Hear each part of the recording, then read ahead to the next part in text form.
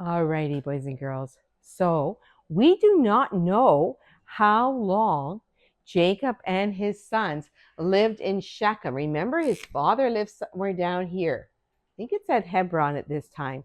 We know a few things about that time. We do know that Dinah, his sister, went out to talk to the girls of the land, and somebody hurt her very badly. And then Simeon and Levi went and killed a whole pile of people because of that. So that was kind of scary. Jacob was quite angry because he was worried that the other people of this area would go and attack them. Everybody has their hands on their desk.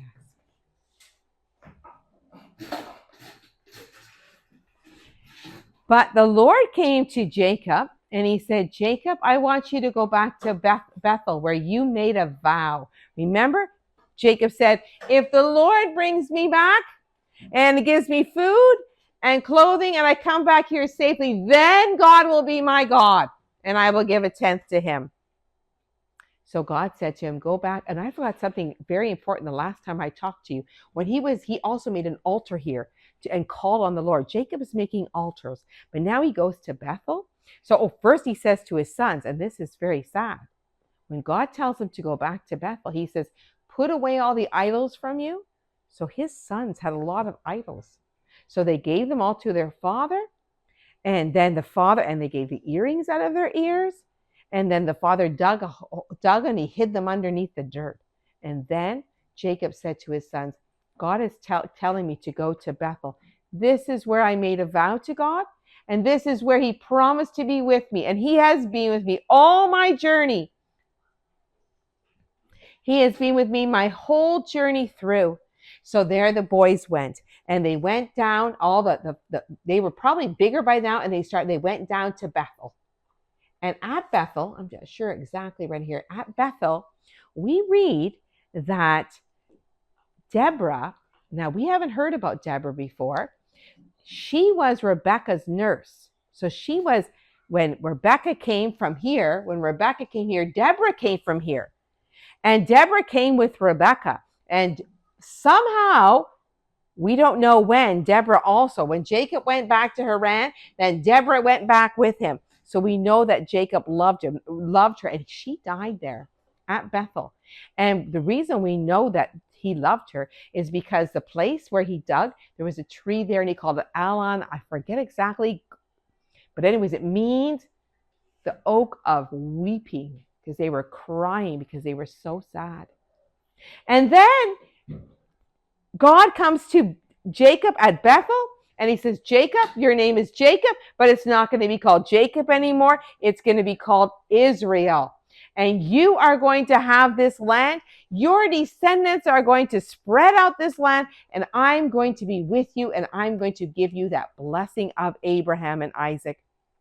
And so again, Jacob makes a pillar, and he makes an altar to the Lord, and he calls it El Bethel. It's like God, house of God. And then they keep on going. And as they keep on going, Rachel is expecting another baby. Remember, she had one baby, Joseph. Leah has had lots. Leah's had 6. Leah's maidservant has had 2. Rachel's servant has had 2. And now Rachel's expecting her second. Joseph is her first. And now and the time comes for the baby to be born. And she's having a lot of pain. And as the baby comes out, the nurse says, oh, don't be afraid. You've got another baby. It's a beautiful baby boy. But as this is happening, Rachel is dying. She knows she is dying. In the olden days, a lot of mothers died when they had their babies. And she says, I'm going to call him Ben-Oni, which means son of my sorrow. And then Rachel dies. Jacob is very sad. And he buries her. This is even before they get back to his father Isaac. And he buries her. And he makes a special pillar to remember Rachel because he loves her. So remember how much he loved her? But he also says, I do not want our baby boy to be called Ben-Oni, son of my sorrow. I want him to be called Benjamin, because that means son of my right hand. That means kind of like the person who's always with me, that's my good helper, son of my right hand. And then they keep on going from one place to the other. And finally they come to where Isaac lives. And then the Bible doesn't tell us. It doesn't tell us anything about Rebekah. So we can pretty much figure out that Rebekah, Jacob's mother, has been dead for a while. Because we know she's buried in the cave of Machpelah. And then Isaac dies too. Isaac is 180 years. And both Esau and Jacob, they take Isaac's body and they put that in the cave of Machpelah too.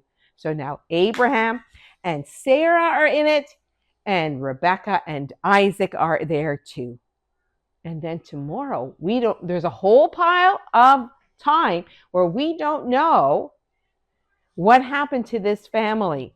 But we find out when all the boys are a little bit grown up, and Joseph is 17 years old. And so tomorrow we're going to start the Joseph stories. And there are lots of Joseph stories.